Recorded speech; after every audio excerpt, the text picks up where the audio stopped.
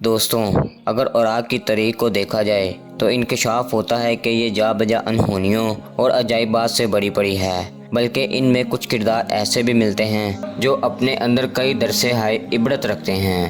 اور آج ہم آپ کو قدیم زمانے کے ایک ایسے ہی کردار سے ملوانے جا رہے ہیں جس کے بارے میں کہا جاتا ہے کہ وہ تاریخ انسانی میں سب سے لمبے قد کا حامل تھا، جس کا نام اوج بن عنق تھا۔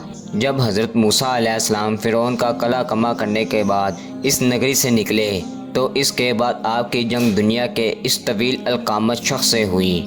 اس شخص کے قد کے بارے میں کہا جاتا ہے کہ یہ 3300 فٹ اونچے قد کا حامل تھا، جبکہ اس کی عمر 3500 سال تک بتائی جاتی ہے۔ دوستوں، اس بات سے اختلاف کرنے کی جسارت نہیں کی جا سکتی کیونکہ اس کا ذکر انبیاء اور دیگر اسلامی کتابوں میں بھی موجود ہے۔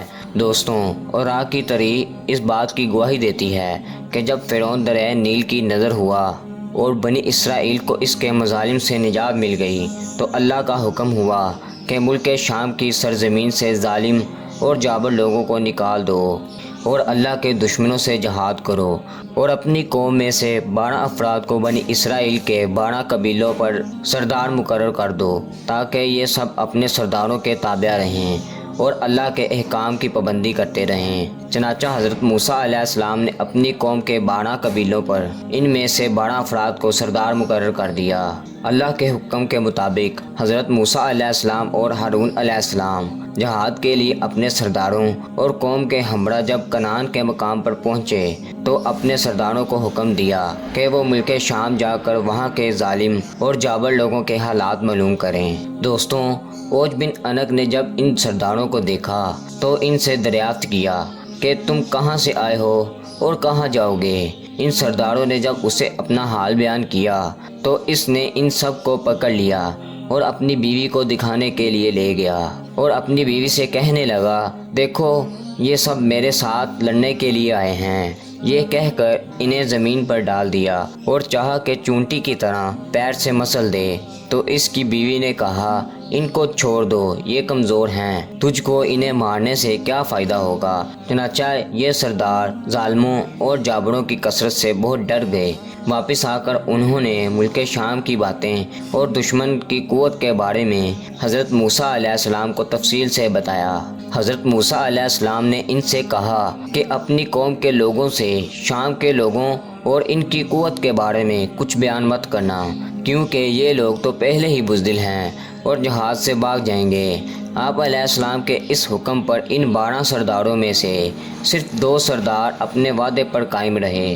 ان میں سے 10 سرداروں نے عہد شکنی کی اور قوم کے افراد کو وہاں کا سارا قصہ بیان کر دیا۔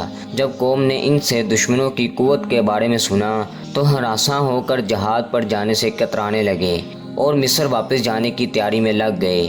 حضرت موسیٰ علیہ السلام نے فرمایا، اے لوگوں، تم مت گھبراؤ اور جہاد سے بھاگنے کی کوشش نہ کرو۔ میرے ساتھ اللہ تعالیٰ نے وعدہ فرمایا ہے کہ میں تمہیں ان کافروں پر فتح دوں گا۔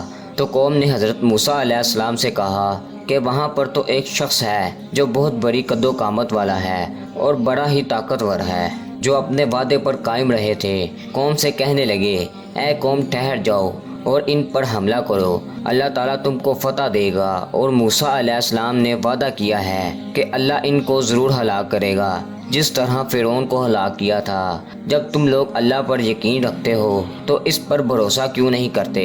قوم نے کہا کہ ہم ساری عمر وہاں نہیں جائیں گے۔ اے موسیٰ، تو اور تیرا رب دونوں جا کر ان سے لڑو، ہم تو یہیں بیٹھے رہیں گے۔